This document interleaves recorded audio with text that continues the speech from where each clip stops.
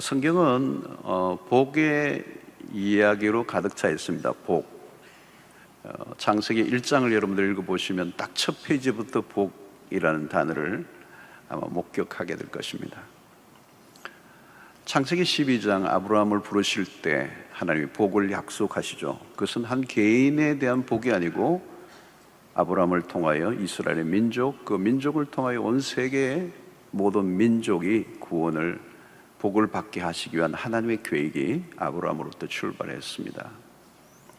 신약의 마태복음의 서두에 주님의 첫 설교는 복에 대한 선포입니다. 하나님은 복의 하나님이시죠. 복의 하나님. 하나님 우리에게 복을 주시기를 원하십니다. 하나님은 복의 원천이십니다. 그래서 성경을 들여다보면 인간이 복을 원하는 것보다 훨씬 더 하나님이 인간에게 복을 주시기를 원하신다는 것을 성경을 통하여 확인하게 됩니다. 인간의 최대 관심은 복이죠. 복. 자, 그런데 그 복이 어떤 것이며 또 그 복이 어디로부터 오는가, 여기에 대해서는 사람들이 모르죠. 막연히 복을 구하는 것입니다. 여러분, 인류 최초의 인간이 잃어버린 것은 복입니다. 복. 그 원인은 죄죠. 구원이란 뭐냐? 그 복을 회복시키는 것입니다. 자, 오늘 우리는 이 아침에 굉장히 중요한 질문을 우리 각자에게 던져볼 필요가 있는데, 나는 이미 복을 받은 사람인가? 이미 복을 받은 사람인가? 아니면 복을 받아야 할 사람인가? 이 대답에 따라 우리의 인생은 다른 길을 걷게 됩니다. 이미 복을 받은 사람이라면 그것을 깨닫는 순간부터 행복한 사람이 될 수 있습니다. 그러나 아직 복을 나는 받지 못했어. 그런 사람은 그것을 얻기 위해서 일평생 어떤 몸부림을 쳐야 되겠죠. 누가 복을 받은 사람인가? 누가 행복한 사람인가? 언제 행복했던 적이 있는가?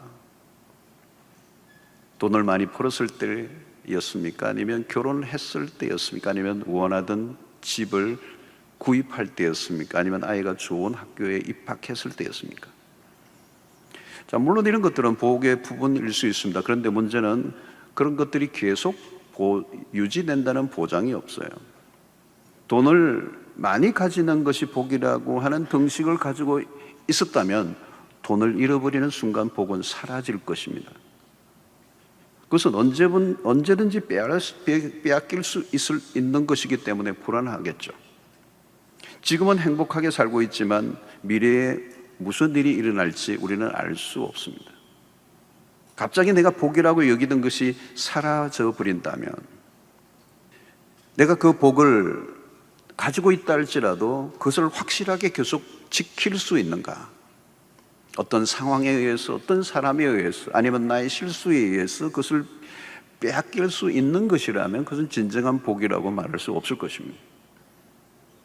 비록 지금은 행복하다 해도 내일은 미지수죠. 그래서 사람들은 계속 무엇인가를 추구해야 하고 멈추지를 못합니다. 세상에서 말하는 복이란 모두가 상대적인 것이고 유한성이 있다는 것입니다. 어떤 것도 영원한 것은 없습니다. 자, 바울이 오늘 우리에게 말씀하고 있는 복은 그런 차원과 다른 것입니다. 하나님께서 우리에게 복을 주셨다라고 얘기하는데 그 복의 그 표현이 조금 독특합니다. 오늘 3절을 보면 그리스도 안에서 하늘에 속한 모든 신령한 복을 우리에게 주시되 이랬습니다. 자, 여기서 그냥 복이 아니고 신령한 복이라는 부분입니다. 여기에 줄을 그어야 돼요. 자, 신령한 복이란 어떤 것입니까? 한마디로 하나님으로부터 주어진 복입니다.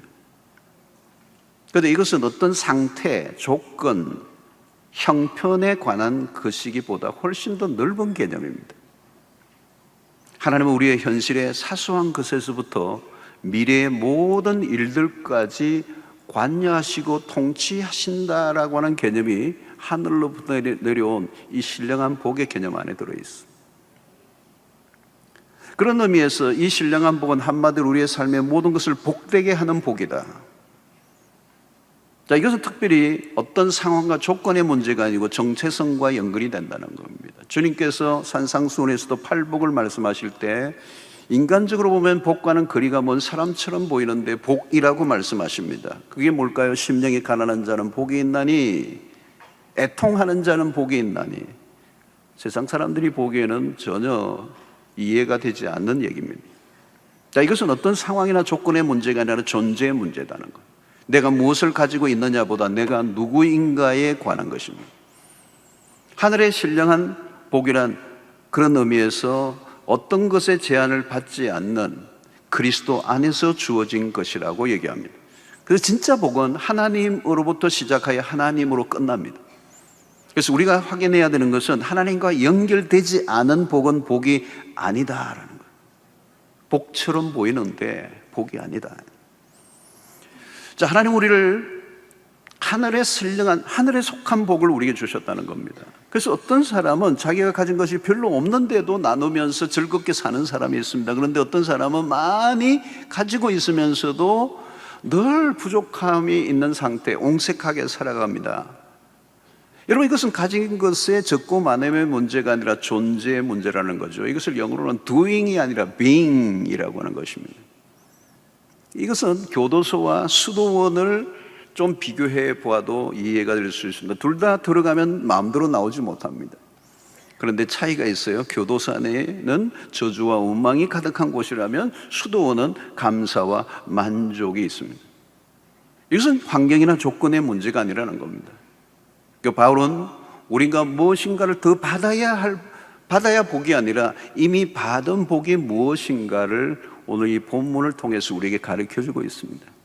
자, 그러면 그리스도인이 받은 이 신령한 복, 하늘에 속한 이 복은 어떤 것인가를 이 4절 이후부터 바울은 아주 촘촘하게 빈틈없이 논리정연하게 설명을 하는데 우리가 다 다룰 수는 없지만 한 두 가지 정도를 붙잡으려고 합니다. 4절에 보면 곧 창세전에 그랬습니다. 이 창세전이라는 시간의 개념을 우리가 이해할 수가 없습니다. 롱롱어고입니다. 근데 어느 정도의 시간인지 우리는 알 길이 없어요. 창세전에, 이 세상이 만들어지기 전에라는 겁니다.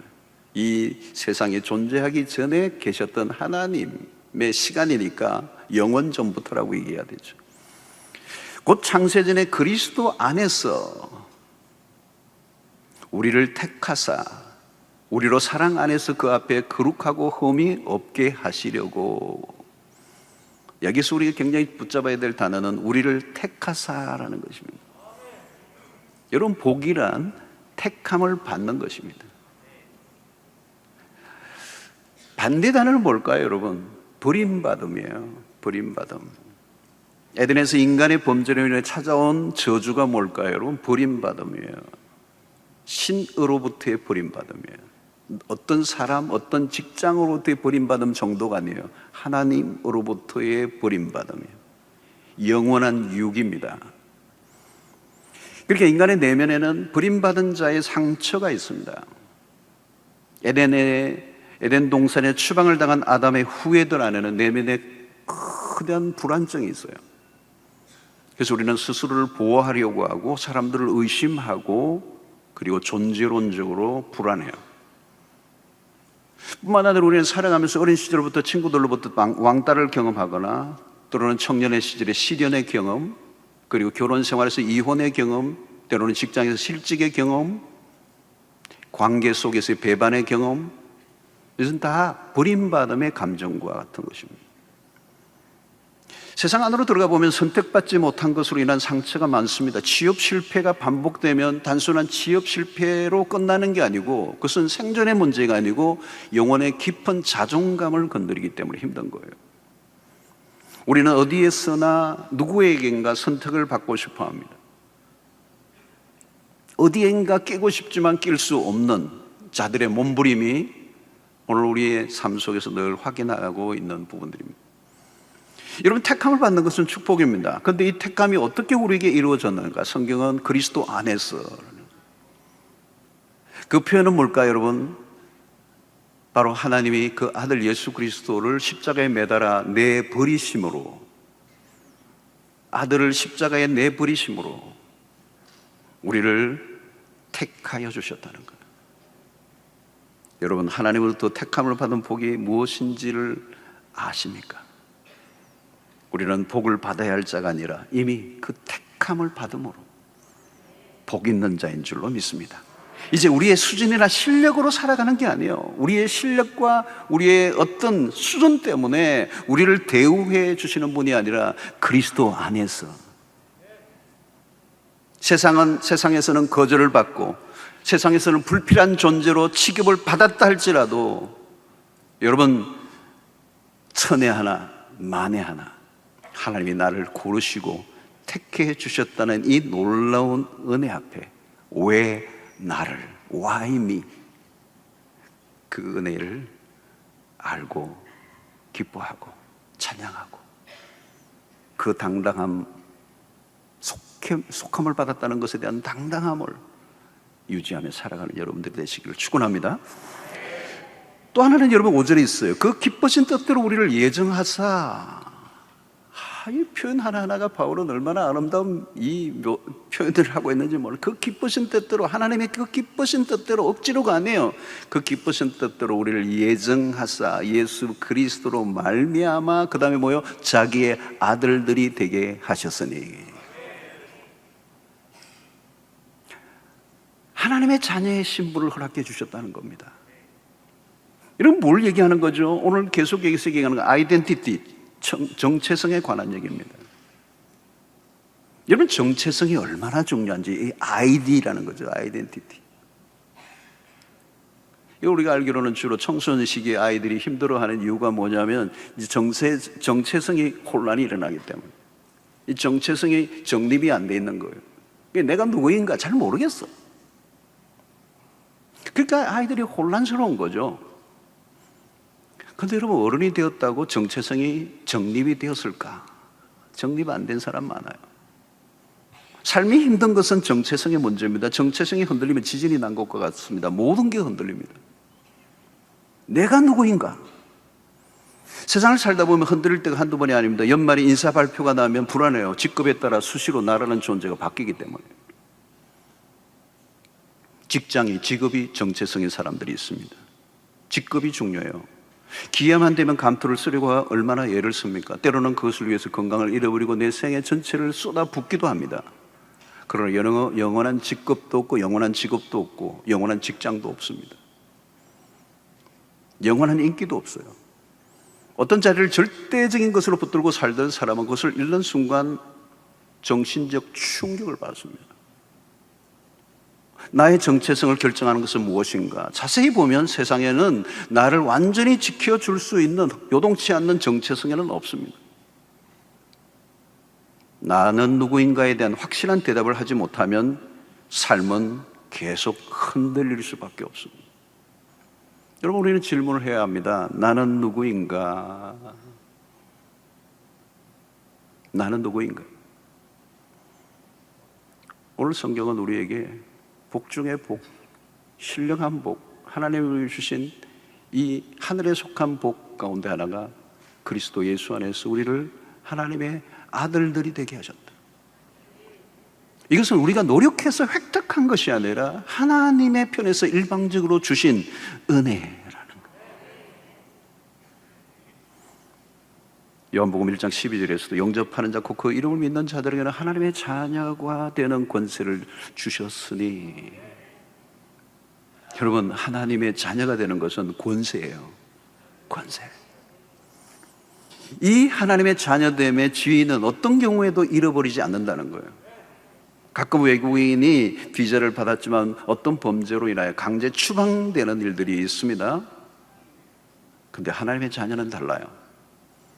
우리의 부족함에도 불구하고 잃어버릴 수 없는 이유는 하나님의 아들들이 되게 하신 것은 그리스도 안에서 창세전에 예정하신 대로, 그 기쁘신 뜻대로 우리에게 주어진 지위이기 때문에 그렇습니다.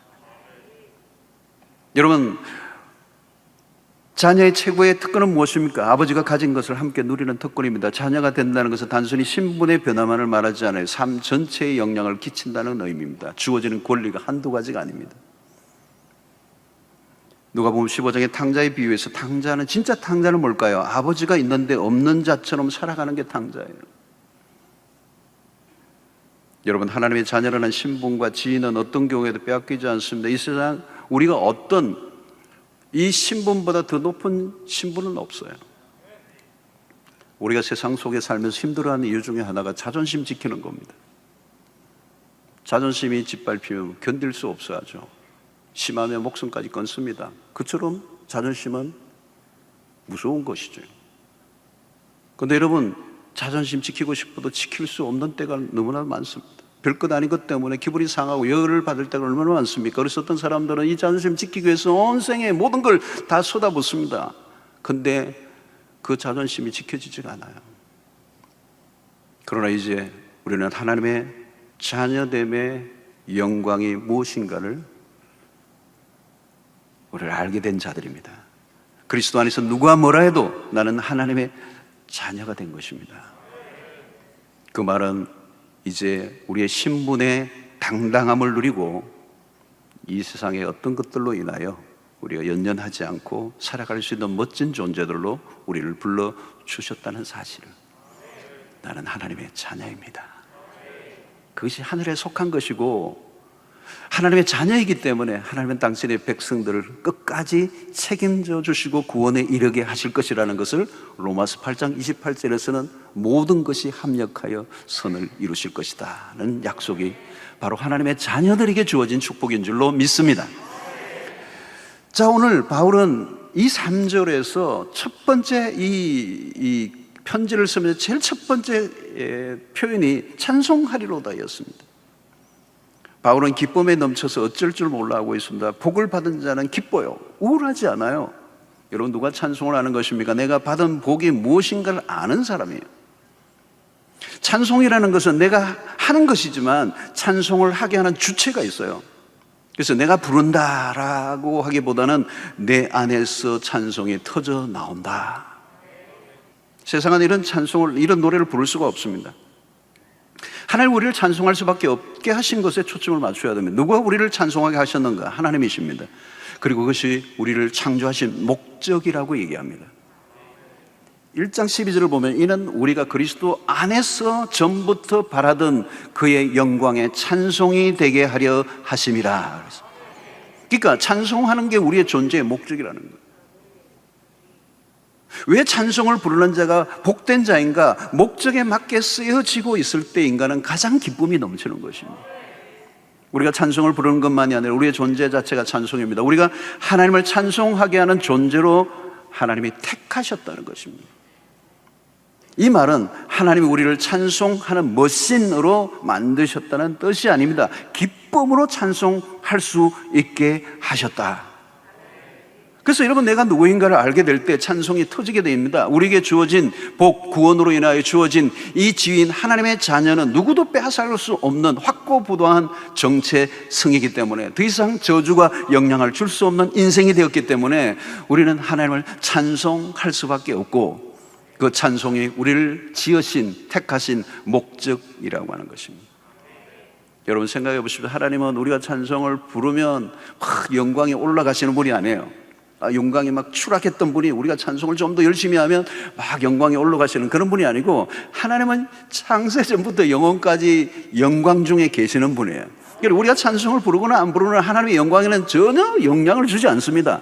그런데 찬송을 하게 하시는 이유가 뭘까요?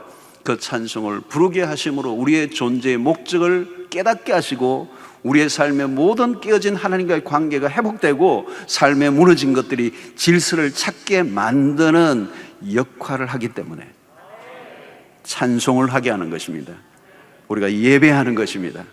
그래서 여러분, 하나님을 높여드리는 찬송을 올려드리고 또 우리의 삶이 하나님의 영광을 돌려드리기 위해서 우리의 삶에 초점을 맞추게 될 때 우리의 삶의 모든 무질서함이 해결이 되고 우리의 삶의 일상이 회복되는 역사가 있게 될 줄로 믿습니다.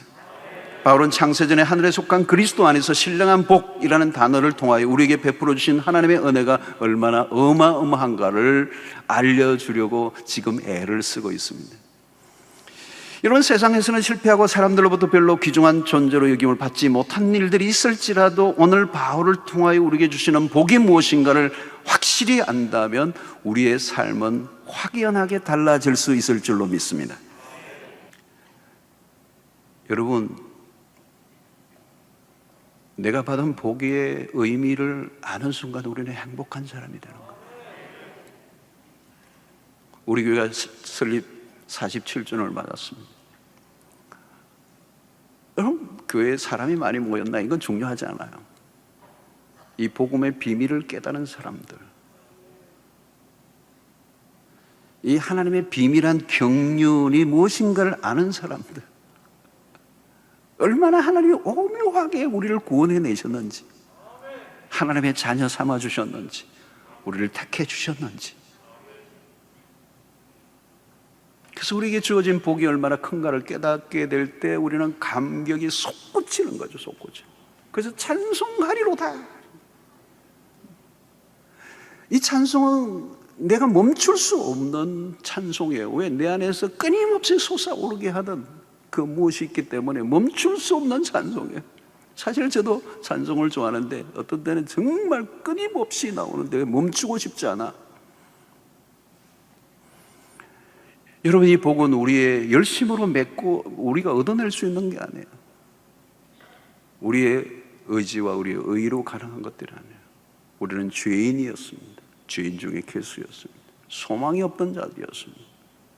그리고 왜 내가 구원받았는지, 왜 나를 택해 주셨는지, 왜 내가 나를 하나님의 자녀로 삼아 주셨는지 알 길이 없어요. 그 은혜를 깨닫게 될 때, 그것이 창세전부터 내 아버지의 아버지의 아버지가 태어나기도 전에 하나님이 창세전에 예정하시고 그리스도를 보내시고 십자가에 죽게 하시고 나를 때가 되매 불러주시고 수용노라는 이름하에 함께 모여 하나님을 아버지로 예배하고 찬양하게 하시고 그 은혜에, 그 깊이 안에 빠져들게 하신 그 은혜에 우리가 사모치게 될 때 그 힘이 나를 하나님을 위해 살게 만들고, 여러분 사도행전을 보면 사도행전에 누가 뭐 선교 가자 그런 거 없어요. 헌금해라 뭐 그런 거 없어요. 그냥 돌아가는 거예요. 그냥 돌아가는 거. 뭐죠? 하나님의 은혜를 깨달은 자들, 구원받은 자들, 내가 받은 복이 얼마나 큰가를 아는 자들. 여러분, 누가 아프리카에 갈 수가 있겠습니까? 서울 양화진의 묘, 선교사의 묘에 내 목숨이 1000개라 할지라도 1000번 주어줘도 나는 조선 땅의 복음을 위하여 살겠다라고 하는 선교사의 고백을 하게 만든 것이 무엇입니까, 여러분? 그것은 하나님의 청량할 수 없는 은혜를 깨달았던 자이기 때문에 그 은혜에 반응했을 뿐이에요. 데이비드 브랜너드의 얘기처럼 그리스도의 십자가 앞에 우리의 어떤 것도 희생이라고 말할 수 없다라고 얘기했던 것처럼 복음을 깨달은 자는 기꺼이 즐거이 주를 위해 살게 되는 것입니다. 그 은혜의 영광을 드러내고 찬송하는 자로 살아가게 될 수밖에 없는 것입니다.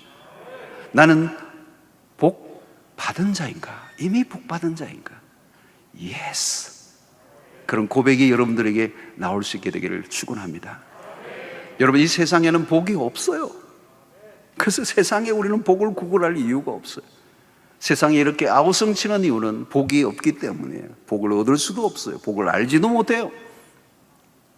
가짜 복을 가지고 순간적으로 기뻐하다가 곧 불행의 나락에 떨어져 버리는, 그리고 자신의 그 아이디, 그 세상의 그 인기, 세상의 한순간에 누군가로부터 인정을 받기 위해서, 지지를 받기 위해서 몸부림을 치는 일병을 살다가 때로는 버림을 받고 배신을 당하고 자신의 삶을 비극으로 몰아가는 이 세상의 한가운데서 여기 진짜 복이 있다고 하나님이 우리를 택하시고 자기 아들들이 되게 하신 이 비밀한 경륜을 세상 가운데 알리심으로 복을 나누어 주는 여러분들 되시기를 주의 이름으로 축원합니다.